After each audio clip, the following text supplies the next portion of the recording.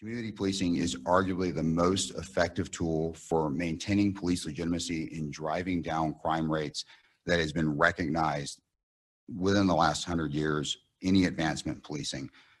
Boise is absolutely committed to that approach at a level that is not seen in any of the other top 100 cities in the United States.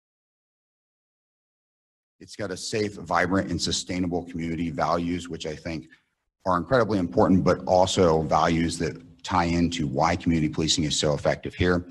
And it's a welcoming city guided by those principles of inclusion, and we really invite all people to participate in the process here.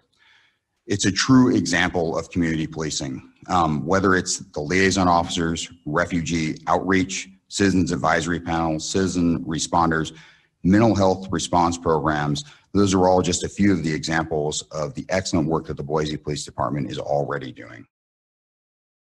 Other cities, the traditional formula for allocating resources is about 2/3 of your resources to patrol services and about 1/3 to community outreach, community engagement, and investigations.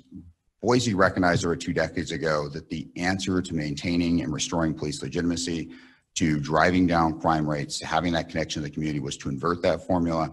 And a solid 2/3 of our budget is clearly dedicated to, and 2/3 of our resources are dedicated to that community policing and investigation approach.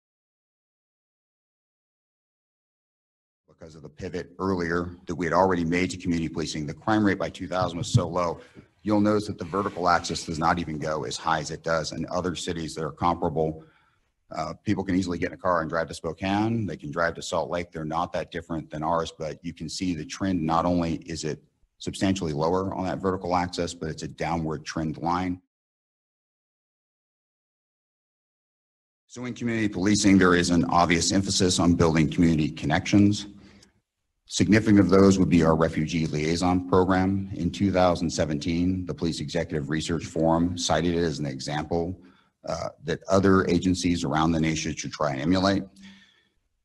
Officer Jessica Nars are currently serving liaison to the refugee community. And speaking of COVID-19, because of the connections she had with the community and the cultural competency she had navigating in those communities, she recognized that many members of the vulnerable refugee population might not have the mobility or the time because they were still working to come to the free mask giveaways.